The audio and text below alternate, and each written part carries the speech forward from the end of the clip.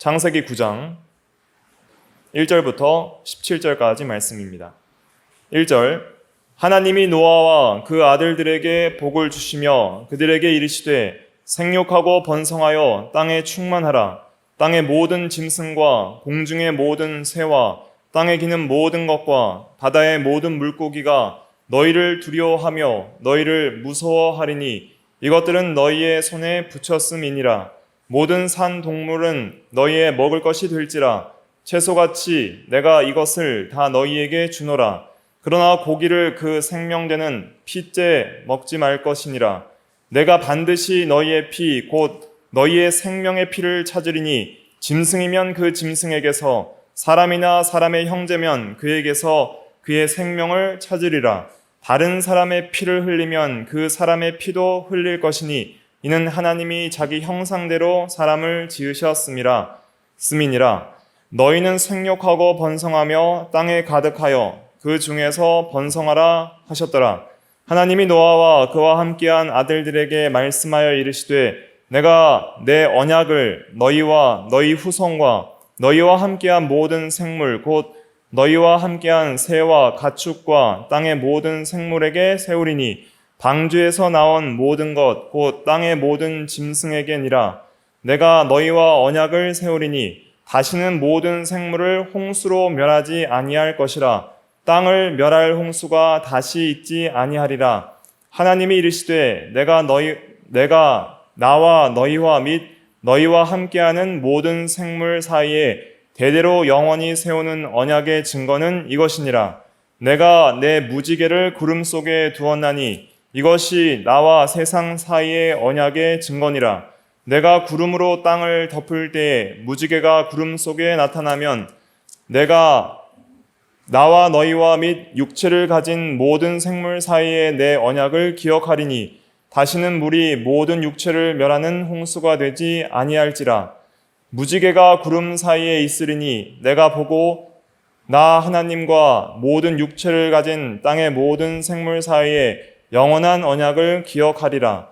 하나님이 노아에게 또 이르시되 내가 나와 땅에 있는 모든 생물 사이에 세운 언약의 증거가 이것이라 하셨더라. 아멘. 이 시간 언약 5번째 시간으로서 제목은 노아 언약, 또 다른 제목은 이제 일반 은혜 언약, 이런 제목으로 하나님의 말씀을 증거하겠습니다. 오늘 이 노아 언약을 이해하는 것이 굉장히 중요한, 또 우리의 삶에 있어서 또 성경 전체를 이해하는 데 있어서 굉장히 중요한 본문이다, 또 중요한 내용이다, 그렇게 알 수가 있겠습니다. 노아 언약은 이제 소위 다른 말로는 무지개 언약, 무지개가 언약의 증표거든요. 그러니까 이 언약을 영원히 지키라는 그 증거를 주셨는데 구름 사이에 이제 무지개예요. 무지개를 통해서 다시는 세상을 물로, 홍수로 심판하지 아니할 것이다. 언약의 증거를 무지개로 주셨기 때문에 무지개 언약이라 불리기도 하고, 또 이 세상을 앞으로 이제 마지막 심판 때까지 보존해 주실 것이다, 지켜 주실 것이다, 그런 의미로서 보존의 언약이라고도 불립니다. 그래서 하나님께서 이 세상을 창조하시고 이제 세계관을 항상 기억을 하셔야 됩니다. 이 세계를 우리가 이해할 때 그냥 무작정 이해해야 되는 것이 아니라 성경적으로 이 세상이 어떻게 시작되어서 어떻게 마지막이 있을 것인지를 전체적인 이 세계관을 머릿속에 그리시면서 이 성경의 언약들이 그 역사 속에서 언제 이루어지고, 또 우리는 지금 이 세계 역사와 특별히 이 성경은 이 구원의 역사 혹은 이제 구속의 역사라고 할 수 있는데, 이 구속의 역사의 과정 중에서 우리가 어떤 위치에 있으며 이제 우리가 어떻게 믿고 어떻게 살아야 할 것인지를 이해하는 것이 중요한 것이죠. 하나님께서 이 세상이 존재하기 전에는 홀로 계셨다가 이 세상을 창조하셨습니다. 창조하시고 행위 언약을 맺었는데 행위 언약을 맺은 것을 깨트린 것이 타락이요. 그래서 창조 이후에 인류가 타락하게 되죠. 그래서 창조, 타락이 있는데, 타락한 인류에게 하나님께서 즉시 심판하시고 모든 세상을 다 멸하셔도 되는 거예요. 그러니까 선악을 알게 하는 나무를 먹는 날에는 정령 죽으리라 그랬잖아요. 그래서 죽으리라 했으니까 당장에 죽이시고 모든 세상을 다 멸하시고 인간을 지옥의 형벌을 내리시면 그래도 하나님은 공의로우신 하나님이신데, 그럼에도 불구하고 그 심판이 지연되게 됩니다. 일정 부분의 심판이 지연되게 돼요. 그것이 일반 은혜입니다. 그러니까 우리가 예를 들면은 판사가 너는 사형이다 이렇게 판결을 내리잖아요. 그런데 당장 사형 집행이 이루어지진 않고 감옥에서 일정 기간 지내다가 때가 되면은 형 집행이 이루어져서 사형을 받게 되는 거죠. 그래서 그것처럼 하나님께서 반드시 죽으리라 했을 때에 그 인간들의 영혼이 즉시 하나님과 끊어 단절되어서 죽었다고 했잖아요. 그러나 육체적 죽음은 연기하셨어요. 그러니까 형벌을 유예하신 거예요. 형 집행을. 그래서 육체의 죽음은 일정 기간 살다가 마침내 죽도록 너는 흙이니 흙으로 돌아갈 것이니라 그랬거든요. 그러니까 일정 기간 육체의 생명을 연장시켜 주셨어요. 그래서 아담은 930세까지 살았고 초기에 이 족장들은 대부분 900세, 800세까지 살았습니다. 그렇게 오랜 기간 살면서 뭘 하게 되냐면 생육하고 번성하며 자녀들을 많이 생산하는 일들을 해요. 그러면서 이 세계가 사람들로 가득 차고 세계 문명들이 생기기 시작합니다. 그러면서 사람들이 이 세상에서 범죄하여 타락한 인류임에도 불구하고 많은 선한 것들을 누리면서 살게 되는 거예요. 육신의 생명을 가지는 그 육신의 생명의 지속 기간 동안에. 그런데 하나님께서 이렇게 왜 이 심판을 유예시켰는가? 육체의 죽음을 왜 유예시켰는가? 영적 죽음이 즉시 영적으로 죽이시고 육체적으로도 죽이시면 그 즉시는 영원한 죽음이에요. 영원한 지옥 형벌인데 그 영원한 지옥 형벌을 당하지 않고 다시 한번 영생을 얻는 기회를 얻고 회개하고 믿음으로 구원을 받을 수 있는 기회, 회개할 기회를 얻게 하기 위해서 이 심판의 실행, 형벌의 실행을 육체적인 형벌은 지연시키셨던 것이죠. 그리고 이 육체가 살아있는 동안에 다시 하나님의 은혜의 언약을 믿고 구원받는 백성들이 생길 수 있도록 하나님께서 은혜 가운데 역사해 주신 거예요. 그래서 이 아담이 타락하자마자 아담, 하와, 뱀에게 창세기 3장에 보면 하나님께서 즉시 심판을 하시죠. 즉시 심판을 하시고 저주와 형벌에 대한 내용들을 저번 두 주 전에 제가 증거를 드렸습니다. 그렇게 심판을 하면서 이 창세기 3장 15절의 원복음이라는 그 최초의 복음적인 계시를 하나님께서 은혜의 언약으로 약속해 주시는데 가장 핵심적인 내용은 무엇이냐면 여자의 후손이 뱀의 머리를 상하게 할 것이다. 그 내용이었어요.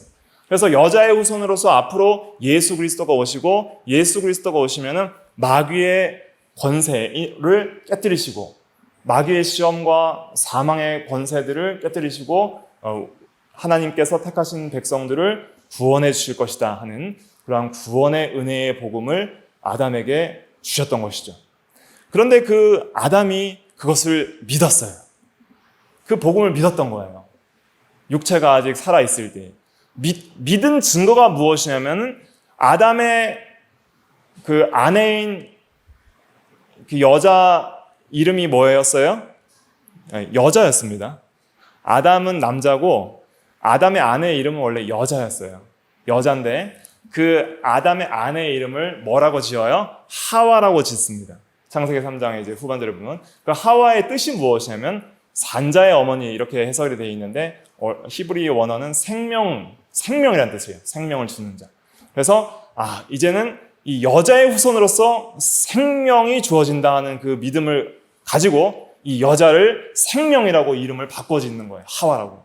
그렇게 해서 이 복음을 믿고 아담이 구원을 얻게 되고 또 아담과 하와와 또 구원을 얻는 자녀들이 이제 태어나게 되는 것이죠. 그러면서 이 인간의 죄악에도 불구하고 하나님께서 즉시 이 세상을 멸하셔도 되는데 그런데 아직까지 세상에 멸망하지 않고 이렇게 수천 년 동안 지속이 되는 이유는 무엇이냐면 하나님께서 구속을 위해서, 또 다른 말로는 구원을 위해서, 이 구원의 역사를 위해서 이 세계를 유지해 주시는 거예요. 그러니까 우리가 이 세상에서 태어나서 얼마까지 살다가 죽을지 모르지만 반드시 한 번 죽습니다. 그런데 왜 살아있는가를 이해를 해야 되는 거예요. 내가 왜 살아있는가? 회개할 기회를 주시는 거예요. 회개하고 영원한 생명을 얻고 하나님의 자녀가 되어서 하나님께서 약속하신 복을 받을 수 있는 기회를 주시는 거예요. 그 기회를 주시려고 세계 만물을 다 보존하시고 인간의 생명들도 육체의 생명을 어느 정도 보존해 주시는 거예요. 태어날 때부터 영적으로 죽어서 태어나지만은 육체의 생명은 일정 기간 살다가 죽는 거예요. 그 살다가 죽는 그 시간 속에서 무엇을 믿고 구원을 받게 하시는 거예요? 예수를 믿고 복음을 믿고 구원을 받을 수 있는 기회를 주시는 거예요. 그래서 사실은 타락한 인간들이 즉시 바로 육체도 죽고 지옥 형벌을 받아도 마땅하지만은 하나님은 아무런 인간에게 받을 자격이 없는 타락한 죄인에게 그 형벌의 집행을 유예시킴으로써 일정 기간 보존해 주시고 일반적으로 육신에 필요한 모든 먹을 것과 입을 것과 여러 가지 이 세상의 선한 것들과 즐길 수 있는 것들을 주시고 그 가운데 이 일반적인 은혜 가운데 살아가면서 이제 구원을 받을 수 있는 기회들도 주시는 거예요. 그러니까 일반 은혜 언약이라는 것은 한마디로 하나님의 구원 사역을 위해서 죄악에도 불구하고 이 세상을 보존해 주시는 은혜이다. 이렇게 이해를 하시면 되겠습니다. 그래서 어떤 은혜들이 있냐면 일단 자연 질서가 있어요. 오늘 읽은 본문 보세요. 본문에 보면은 8장 22절, 마지막 8장 22절에도 보면 8장 22절 같이 읽어볼게요. 시작. 땅이 있을 동안에는 심음과 거둠과 추위와 더위와 여름과 겨울과 낮과 밤이 쉬지 아니하리라. 이것은 이제 하나님께서 스스로 자기 중심에 약속하신 내용이에요. 21절에 보면은 여호와께서 그 향기를 받으시고 그 중심에 이르시되, 하나님이 마음속으로 혼자 약속하신 거예요.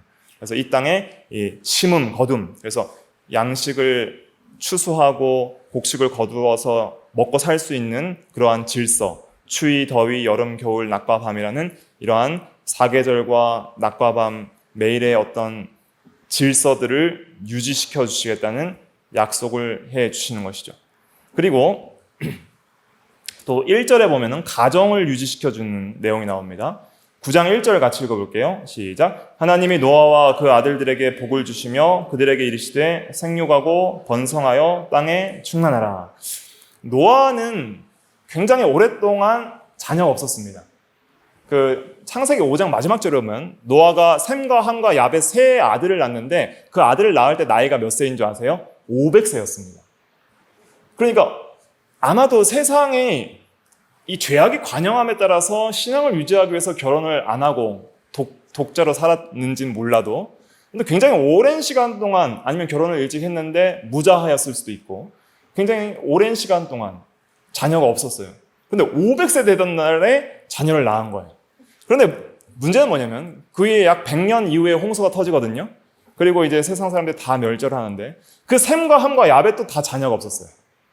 그리고 홍수 이후에 이제는 이제 노아와 이제 노아의 세 자녀의 그 아내들 총 8식구만 세상에 남게 되는데 그때부터 하나님께서 자녀를 낳을 수 있도록 은혜를 베풀어 주시는 것이죠. 아무튼 생육하고 번성하여 땅에 충만하라는 것은 결혼과 가정을 유지시켜 주시겠다는 거예요.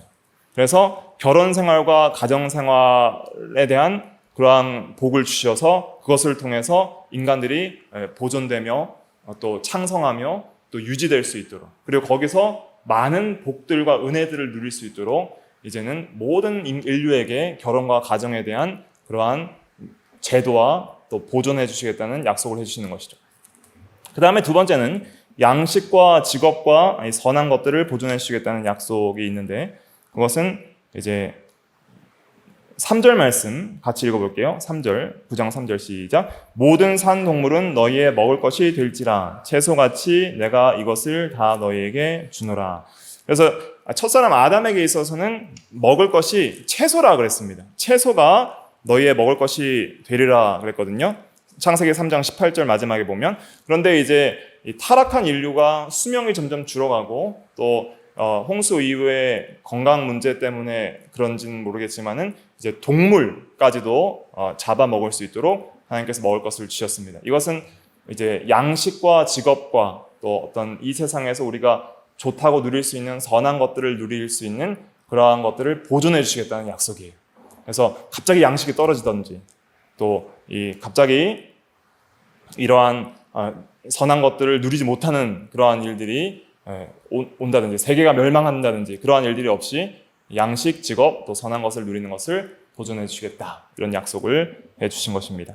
그 다음에 세 번째는 이제 국가와 사회와 법 제도를 이제 제정하는 그러한 내용들, 법을 보존해 주시겠다는 국가와 사회와 법을 보존해 주시겠다는 약속인데 그것이 이제 6절 말씀입니다. 6절 같이 읽어볼게요. 시작. 다른 사람의 피를 흘리면 그 사람의 피도 흘릴 것이니 이는 하나님이 자기 형상대로 사람을 지으셨음이니라. 이 사형 제도를 말씀해 주셨어요. 그래서 만약 사람이 사람을 죽이면 그 사람을 죽여라. 왜냐하면 사람은 일반적인 동물과 같지 않고 하나님의 형상대로 지었기 때문에 존귀하다. 그래서 하나님의 형상을 죽인 자는 마땅히 사형에 해당해야 되고 사람을 죽인 것은 단순히 사람만을 죽인 것이 아니라 하나님에 대한 공격이기 때문에 그것은 사형에 처해야 마땅하다. 그래서 사형제도를 말씀해 주셔서 이 사형제도는 보복을 위한 것이 아닙니다. 보복을 위한 것이 아니라 인간의 생명을 보존하기 위한 제도입니다. 그래서 죽이지 않도록 하는 게 목적에 있어요. 사람을. 그렇기 때문에 이것은 이제 이 교회에만 준 것이 아니라 이제 교회에 주는 것은 십계명이잖아요. 이스라엘 백성들에게 특별히 주는 건 십계명인데 이 사형제도는 일반적으로 모든 민족에게 다 준 거예요. 그것은 무엇이냐면 이 일반적으로 모든 세상의 국가와 사회와 제도와 법을 만드사 이 사람들이 서로 다 죽여서 멸망하지 않고 보존될 수 있도록 은혜를 주신 거예요. 그러니까 우리가 이 세상을 살아가면서 이러한 자연 만물의 법칙들, 자연 질서들, 그것을 통해서 우리는 여러 가지 계획을 세울 수 있습니다. 하루 계획, 한 달 계획, 1년 계획, 또 10년 계획들을 세우고 갑자기 세상이 멸망할 거라는 그러한 두려움이 있으면은 질서 정연한 삶과 계획적인 삶을 살아갈 수 있어요, 없어요? 없는 거예요. 영화 같은 걸 봐도 이런 SF 영화 같은 걸 봐도 정말 터무니없는 이야기지만 갑자기 자연재해나 핵전쟁이나 외계인의 침공을 통해서 갑자기 세상이 멸망하는 그러한 이야기들이 인기가 있잖아요. 그런데 그런 것도 사람들이 무의식적에 자기의 죄성과 세상의 세상이 멸망하면 어떡하지 하는 잠재적 두려움을 반영한다고 볼 수가 있는 거예요. 그러니까 오늘날도 이 세계가 1차 세계대전이 터지고 2차 세계대전이 터졌지만 다시 하나님께서 여러 가지 국가를 통해서 전쟁을 종결시키시고 보존하게 하시고 또 지금도 국지적으로 전쟁이 터지기도 하고 또 여러 가지 기후의 변화가 있기도 하고 환경의 오염이 있기도 하고 또 세계 경제가 갑자기 어떤 한순간에 휘청휘청거리기도 하고 지금은 경제적으로 굉장히 불안한 시기에 있기 때문에 사람들이 무의식적으로 세계가 갑자기 망하면 어떡하지, 폭락하면 어떡하지, 하던 모든 계획들이 무산되면 어떡하지 하면서 그런 어떤 잠재적 두려움을 갖게 되면은 일상적인 생활을 질서정연하게 못하는 거예요.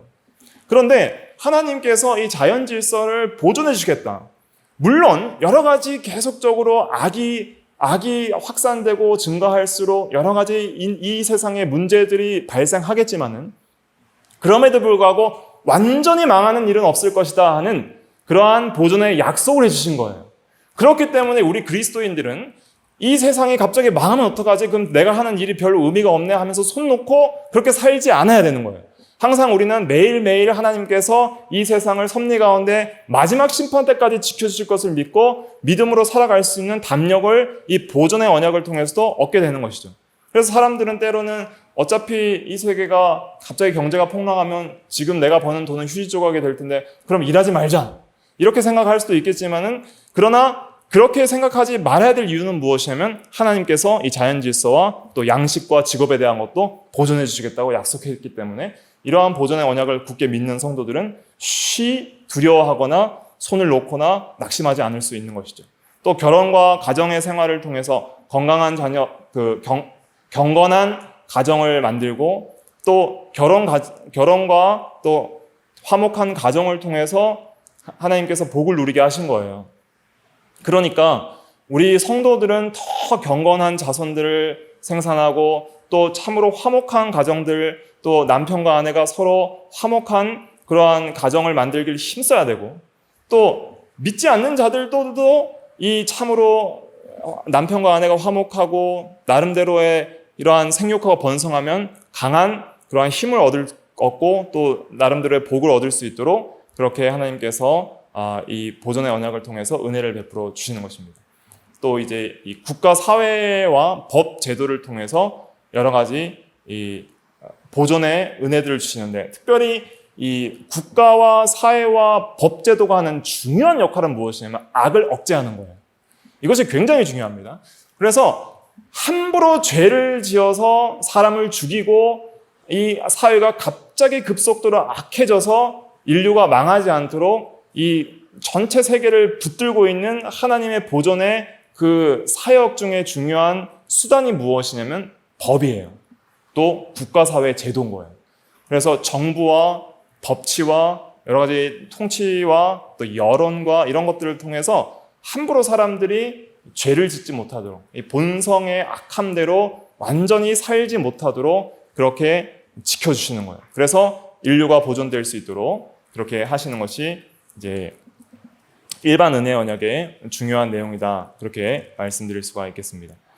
그런데 하나님께서 이 세상을 창조하시고 이제 또 행위 언약을 주시고 그 행위 언약을 어긴 이후에 아담이 타락한 이후에 하나님께서 이 두 계통의 계대를 만드셨어요. 그래서 이 노아 언약을 이해하려면, 이 일반 은혜 언약을 이해를 하려면 먼저 아담의 타락과 그 다음에 홍수, 심판 사이에 있는 이 내용들을 간략하게 이해하는 것이 중요합니다. 그것이 창세기 3장 후반절부터 4장에서 이제 6장까지, 6장 전까지의 내용이고, 그 다음에 6장부터 이제 9장까지를 다 이해를 하셔야 되는 거예요. 그래서 간단하게 설명을 드리면, 아담이 타락한 이후에 악이 급속도로 세상에 퍼지게 됩니다. 그래서 이 보존의 언약이 악을 억제한다는 의미가 있는 것이 굉장히 중요한 거예요.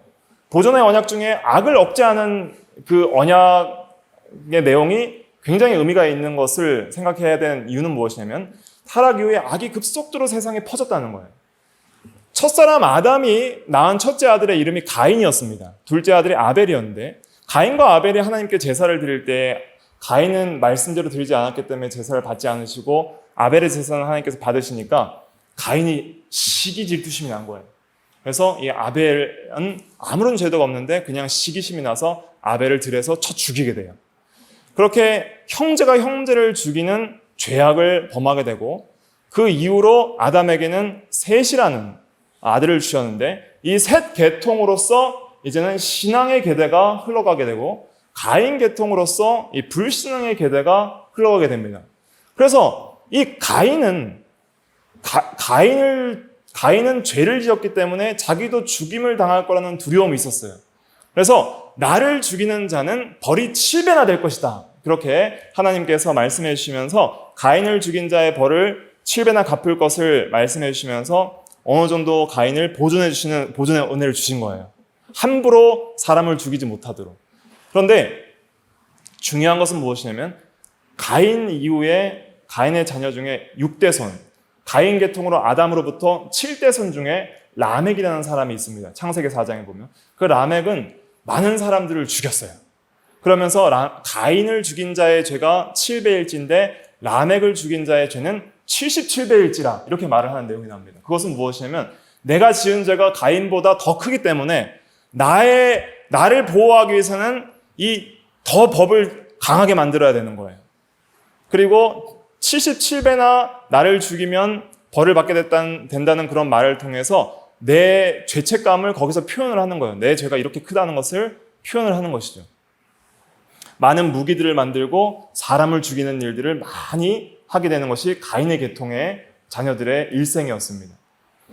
그런데 셋 계통으로는 그 다음에 셋의 아들 에노스가 나오면서 에노스에 이르러서 비로소 사람들이 여호와의 이름을 부르고 하나님을 예배하는 자손들이 돼요. 셋 계통은. 그래서 이 셋 계통으로서 이제는 셋의 6대손, 아담의 7대손, 셋 계통으로 아담의 7대손 중에 에녹이라는 사람이 나옵니다. 에녹은 하나님과 300년 동안 동행을 하며 그리고 하나님께서 죽음을 보지 않고 이끌으셔서 이제 하늘나라로 데려가시는 그러한 놀라운 은혜를 받은 자손이었죠. 그러니까 아담으로부터 똑같이 7대손이잖아요. 가인의 7대손 라멕, 또 가인 쪽으로 7대손 라멕, 또 셋 쪽으로 7대손 에녹. 근데 완전히 불신앙의 계통과 범죄하는 자손, 또 신앙의 계통과 하나님과 동행하는 자손, 이렇게 나누어졌던 거예요. 그래서 참으로 이 신앙의 계통의 자손들이 번성할 때에는 어느 정도 이 세상의 악이 억제되었던 거예요. 그러니까 우리 성도들이 이 세상에서 해야 될 중요한 역할 중에 하나는 빛과 소금의 역할입니다. 빛은 무슨 역할을 해요? 어둠에 빛을 비추는 거예요. 그래서 어두워져가는 죄악된 세상에 밝은 빛을 비춰줘서 생명과 진리와 의의 빛을 비춰나가는 일들을 해야 되는 것이고, 또 소금의 중요한 역할 중에 하나는 뭐예요? 부패를 방지하는 것입니다. 그래서 소금을 치면 강고등어나 이런 김장, 김치나 이런 것들이 쉽게 상하지 않는 이유가 소금은 부패를 방지하는 역할을 하기 때문이죠.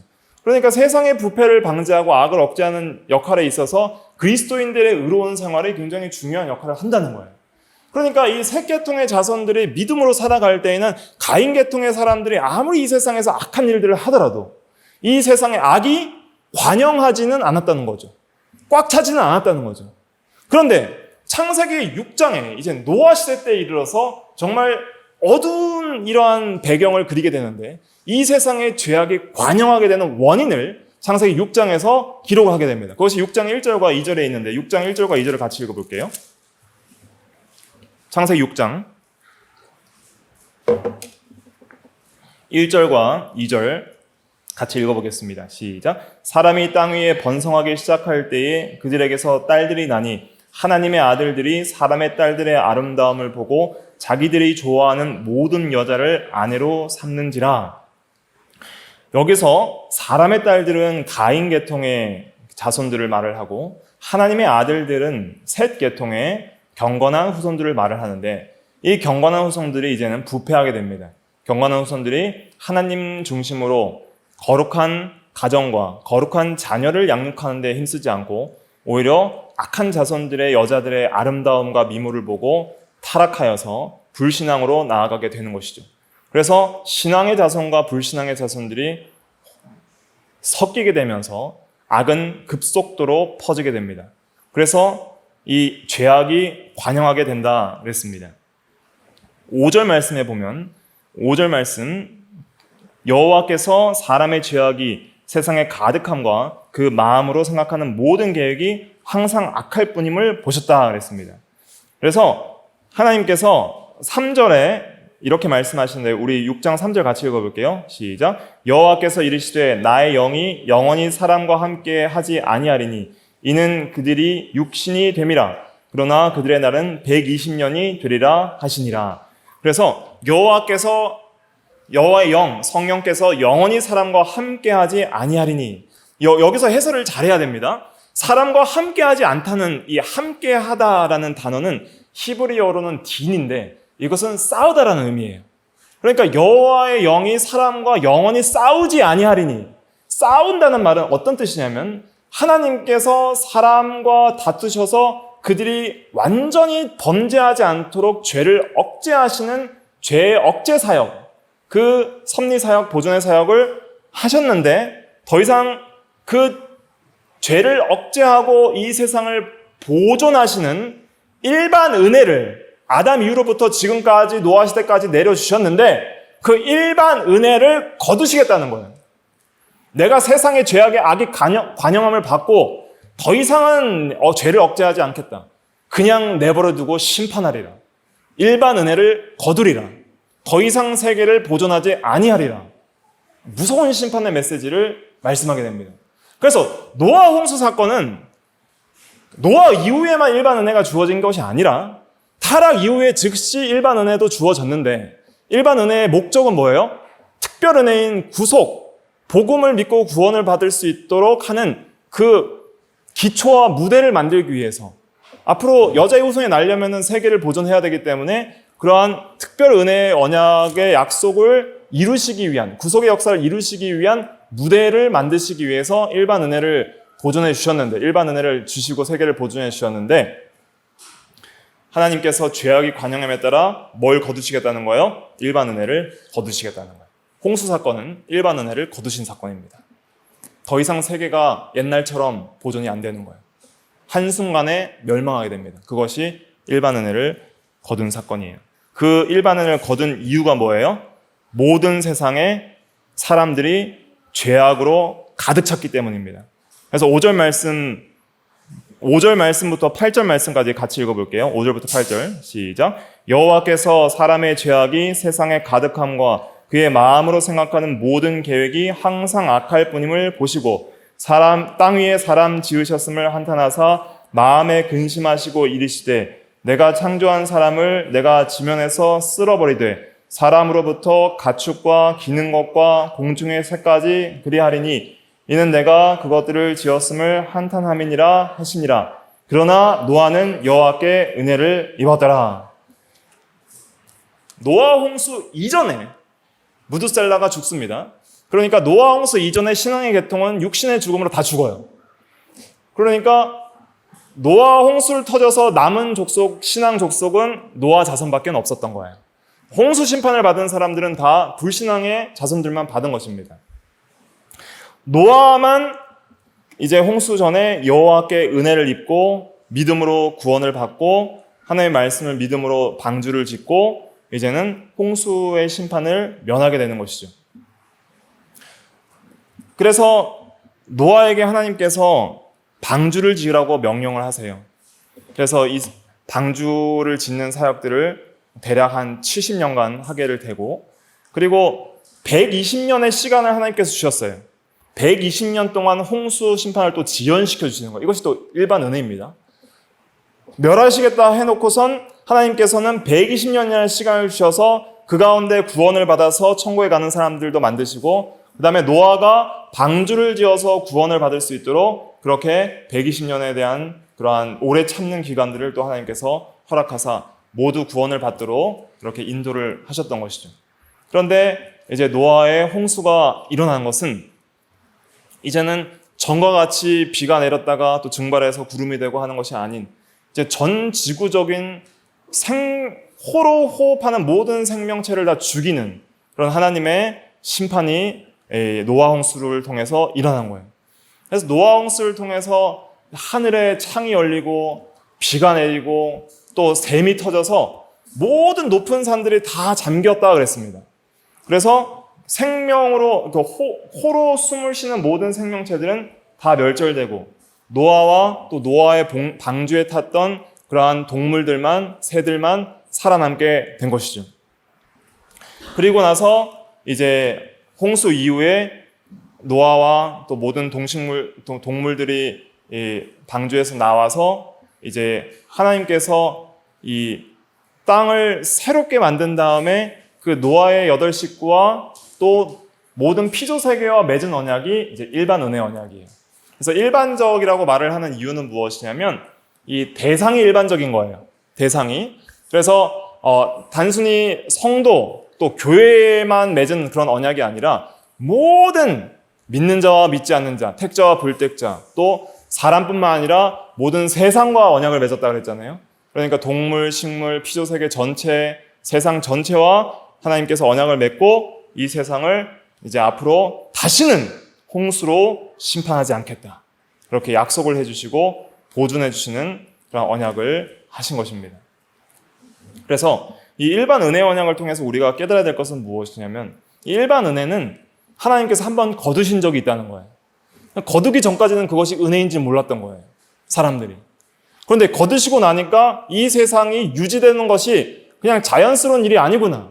사시사철의 계절, 자연 질서, 결혼하여서 가정을 꾸리고 자녀를 낳는 그러한 생식과 번성하는 일, 양식을 얻고 직업을 얻는 일, 또 우리가 누리는 문화와 선한 것들을 누리는 것들, 국가와 사회를 통해서 보호를 받고 법 제도를 통해서 보호를 받는 그러한 모든 일, 이 세상에서 악이 억제되는 일, 사람들에게 양심적인 작용과 제재하는 법과 질서를 주셔서 함부로 죄를 짓지 못하도록 하는 그러한 일들이 단순히 자연스러운 일들이 아니라 하나님께서 일반적으로 주시는 은혜 때문에 일어나는 일이라는 것을 깨닫게 되는 것이죠. 그리고 이 일반 은혜를 한번 거두신 적이 있지만은 이제는 다시는 거두지 않고 보존해 주리라 하는 그러한 약속을 해주시는 거예요. 그래서 그 약속을 통해서 징표로 뭘 주시는 거예요? 무지개를 주시는 거예요. 그래서 무지개는 어떻게 떠요? 그 하늘에 이렇게 아치형으로 이렇게 뜨잖아요. 이 무지개는 한글로는 무지개로 번역이 되어 있지만 히브리어로는 이제 활이라는 뜻입니다. 활. 그래서 무지개를 어떻게 해석을 할 수 있냐면 고대에는 이 군사들이 전쟁에 나갈 때는 수직으로 즉시 쏠 수 있도록 이 활 모양을 수직으로 잡았어요. 그런데 전쟁 이후에 평화가 될 때에는 수평으로 놨습니다. 아치가 위로 올라가도록. 더 이상 이제는 활을 쏘지 않겠다는 의미, 평화를 상징하는 거예요. 그러니까 하나님께서 인간 세상을 다시 이렇게 물로 심판하지 않겠다는 그러한 평화의 상징으로 주신 것이고, 또 이 무지개는 이렇게 돔형으로 지붕 모양을 하고 있잖아요. 그래서 고대인들은 이제 하늘이 이 지붕 모양으로 이 비를 이렇게 막아주는 역할을 하는 것을 생각을 했는데, 또한 이러한 지붕처럼 다시는 홍수로 지구를 멸망하는 일이 없도록 이 지붕을 두셔서 이제는 홍수 심판을 하시지 않겠다. 또 그런 의미로서도 이렇게 무지개를 주신 것입니다. 그래서 이러한 일반 은혜를 통해서 이 세계들을 보존해 주시고, 그 보존해 주시는 이유는 무엇이냐면 하나님의 구원 사역을 이루어서 이제는 여자의 후손, 아브라함의 후손, 또 다윗의 후손으로 나실 그리스도를 통해서 구원 사역을 이루시고, 그 가운데 이 보존되는 가운데 하나님의 백성들을 만드시고 또 교회를 세우시고 하나님 나라 구원 운동을 해 나가시려는 것이었어요. 여기서 우리가 이제 생각해야 될 것이 있습니다. 노아 홍수는 실제적 사건입니다. 그리고 노아는 그 당시에 홍수를 경험했습니다. 그러면 우리는 이것을 단순히 성경의 기사로서 흘러떠내려 보낼 것이 아니라 우리가 이제 노아의 입장으로서 그 시대에 한번 가보는 거예요. 내가 만약 노아라면 여러분들은 어떤 마음이 드시겠습니까?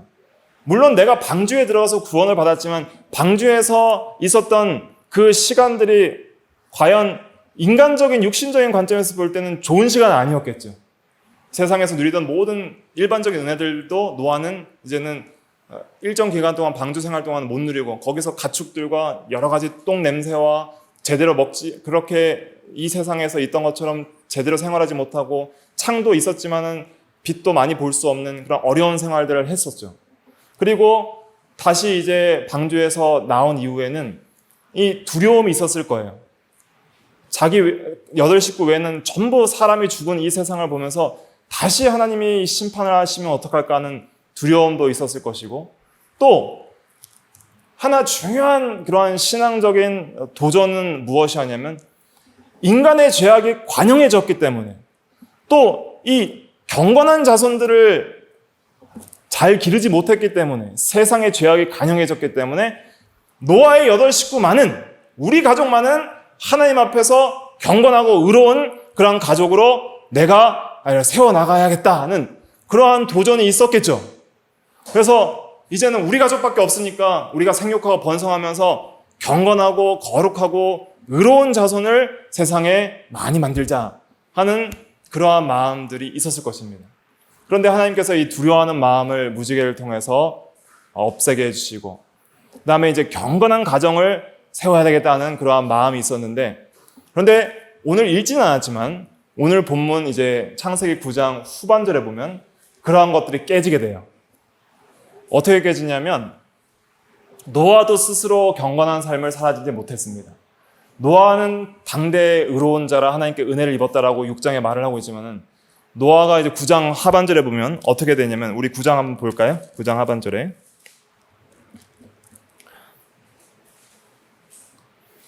9장 18절부터 21절까지 한번 보겠습니다. 18절부터 21절 같이 읽어볼게요. 시작. 방주에서 나온 노아의 아들들은 셈과 함과 야벳이며 함은 가나안의 아버지라. 노아의 이 세 아들로부터 사람들이 온 땅에 퍼지니라. 노아가 농사를 시작하여 포도나무를 심었더니 포도주를 마시고 취하여 그 장막 안에서 벌거 벗은지라. 포도주를 먹고 취해서 벌거벗고 누워서 자고 있었습니다. 노아는 그 당시에 그냥 일반적인 아버지가 아니에요.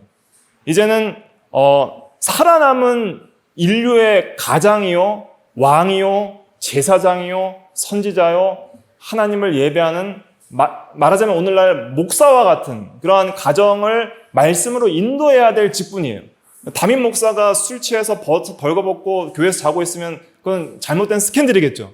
그러니까 마치 그런 일이 일어난 거예요. 그러니까 그 충격적인 일이겠지만은 그 당시 노아가 이런 일을 했다는 것은 그 가정에는 엄청난 스캔들이고 충격적이고 이것은 노아의 어떤 모든 이 직분을 이룰 만한 큰 허물이 되는 것이죠. 노아 스스로도 경건한 삶을 살지 못한 것을 여기서 보여주는 거예요. 그런데 여기서 이 함의 아들 가나안과 함이 이제 이 노아의 수치를 보고 이 폭로하게 됩니다. 셈과 야벳에게 이것을 비방하면서 알리게 돼요. 그것이 죄가 되어서 함과 가나안은 저주를 받게 되는 것이죠. 그런데 셈과 야벳은 그것을 덮어줍니다. 아버지의 허물을 보지 않고 뒷걸음쳐서 가서 이제는 그 하체를 이불로 덮어서 옷을 가져다가 덮어서 이제 아버지의 수치를 가려주는 일을 하게 됩니다. 그때 이제 노아가 깨어나서 이 가나안과 함을 저주하고 그 다음에 셈의 하나님을 찬송하는 일이 있어요. 그것이 이제 26절이고 이것이 이제 복음적인 메시지입니다. 26절 같이 읽어볼게요. 시작. 또 이르되 셈의 하나님 여호와를 찬송하리로다. 가나안은 셈의 종이 되고. 아멘. 그래서 셈은 이제 앞으로 아브라함의 조상이 됩니다. 셈족은 이제 셈족에서부터 아브라함과 다윗과 예수 그리스도가 나시게 되는 거예요. 여자의 후손이 셈족으로부터 나는 거예요. 그러니까 이 당시에 노아가 생각할 때 우리의 힘으로 다시 의로운 세상과 의로운 가족과 의로운 인간들을 만들어보자라고 생각을 하고 어떤 사명이 있었을 거 아니에요. 근데 그 사명이 다 깨져버리는 거예요. 자기도 허물이 있고 함도 가나안도 범죄를 하고. 그러니까 여기서 우리가 알 수 있는 중요한 또 진리가 무엇이냐면 외적 심판은 내적 본성을 변화시킬 수 없다는 것이 여기서 드러나는 거예요. 아무리 외적으로 온 지구적 종말로 심판을 해서 하나님을 두려워하는 마음을 갖게 하더라도 그런 외적인 그냥 심판이 내적 인간의 이 타락한 죄악된 본성을 변화시킬 수는 없다는 거예요. 그러니까 하나님께서 인간의 마음으로 계획하는 것이 항상 악할 뿐임을 보시고 세상을 심판하셨지만은 또한 일반 은혜 언약을 맺는 그 이유는 무엇이냐면 심판해도 어차피 인간은 전적으로 타락했기 때문에 여전히 죄악되기 때문에 하나님의 구원의 은혜의 복음 외에는 그들을 구원할 수 없기 때문에 그러한 구원의 은혜를 베푸시기 위해서 여전히 노아 홍수 이후에도 인간은 타락한 죄성을 가지고 살아가지만 그럼에도 불구하고 하나님께서 보존해 주시겠다 하는 것이 이 일반 은혜 언약, 보존의 언약이에요. 그 말씀이 어디에 있냐면 또 창세기 8장 21절에 있습니다. 창세기 8장 21절로 오셔서 창세기 8장 21절은 이제 노아 홍수 이후에 노아가 방주에서 나와서 제사를 드리고 난 이후에 여호와께서 자기 혼자 말씀하시는 거예요. 혼자. 21절 말씀 같이 읽어볼게요. 시작. 여호와께서 그 향기를 받으시고 그 중심에 이르시되 내가 다시는 사람으로 말미암아 땅을 저주하지 아니하리니 이는 사람의 마음의 계획하는 바가 어려서부터 악함이라. 내가 전에 행한 것 같이 모든 생물을 다시 멸하지 아니하리니. 그래서 항상 악하니까 여전히 악하니까 이제는 멸하지 않고 구원의 은혜의 복음을 통해서 구원 역사를 하시는 그 일을 위해서 보존해 주시겠다는 그 약속을 해주셨습니다. 여기서 우리가 소망을 가질 것은 무엇이에요? 우리 안에는 소망이 없다는 거예요. 외적 심판을 해도 그 여전히 노아의 경건한 가정도 부패하게 된 거예요. 그러니까 그걸 보고 노아가 얼마나 절망했을까요? 한번 생각을 해보세요. 세상이 다 멸망하고 우리만 남았는데 우리조차 이 죄악됨이 우리가 안에 돼 있고 그 가장조차 이런 허물이 드러났으니 얼마나 부끄럽고 수치스럽고 죄악돼요. 여러분들이 한번 생각을 해보십시오. 여러분들 마음속에 있는 온갖 죄악들을 사실은 가족이나 남편과 아내나 부모에게도 다 말할 수 없는 마음속에 품는 생각들과 죄악들이 있잖아요. 그럼 내 안에 있는 모든 죄악들이 다 노출된다고 생각을 해보세요. 모든 사람에게 다 드러난다고 생각해보세요. 그럼에도 불구하고 나를 이해해주고 품어줄 사람이 있을까요? 사람들은 다 악하기 때문에 그러한 모든 죄악들을 다 보면서도 완전히 사랑할 수 있는 그러한 능력이 우리에게는 없습니다. 아버지도 사랑하지 못하고 함과 가나안이 아버지의 그 허물을 덮어주지 못했잖아요. 그런 것처럼 우리에게는 그러한 이 죄악들을 스스로 이길 힘도 없고 그 다음에 사람이 사람의 죄악을 덮어줄 그러한 능력도 없이 우리에게는 어려서부터 이런 악한 타락한 본성을 가지고 태어난다는 것을 알아야 하는 것이죠. 그런 이 소망이 없는 우리들에게 일반적인 은혜의 언약을 통해서 필요한 모든 것들을 보존해 주시고 특별히 우리가 소망해야 될 것은 셈의 하나님을 찬송할지어다 한 그 노아의 말처럼 셈족으로 오시는 예수 그리스도를 믿는 믿음만이 우리를 죄악에서 구원해 주실 수 있다 하는 그 은혜의 복음을 믿는 그것이 얼마나 큰 복인지를 우리가 깨닫게 되는 것이죠.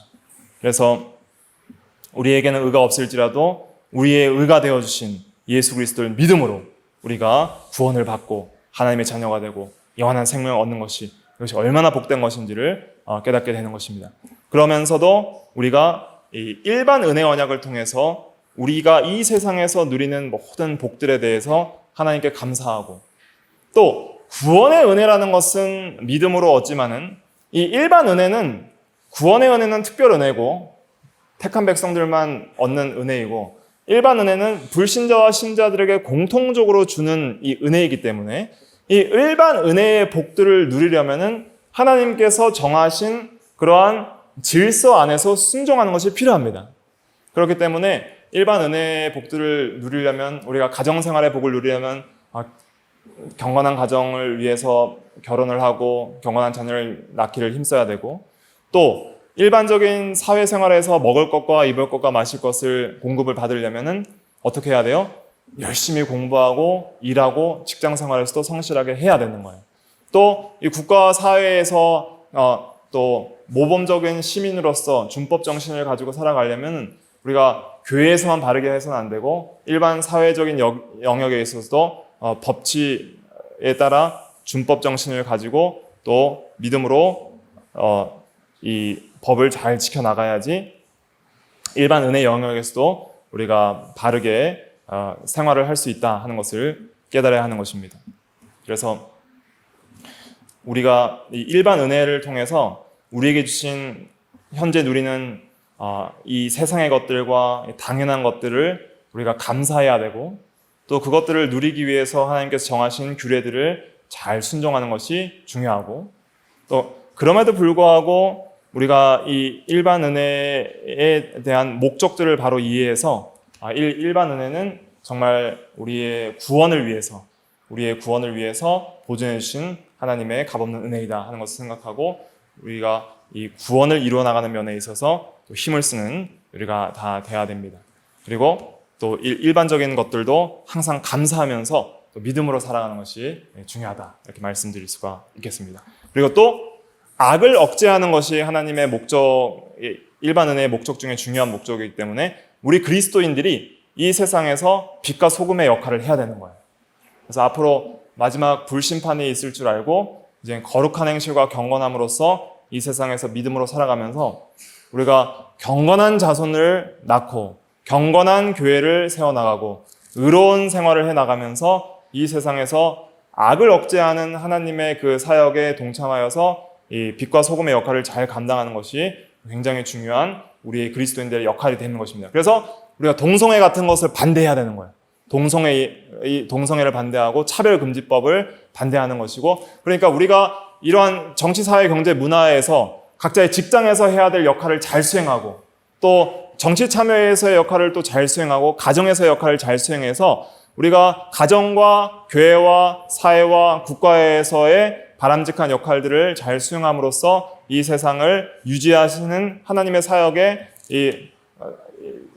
사용되는 도구로서의 역할을 잘 해나가야 된다는 것이죠. 그래서 이런 것들을 잘 할 때에 또 하나님의 구원 사역이 더 잘 이루어져 나갈 수 있게 되는 것입니다. 네, 기도하겠습니다.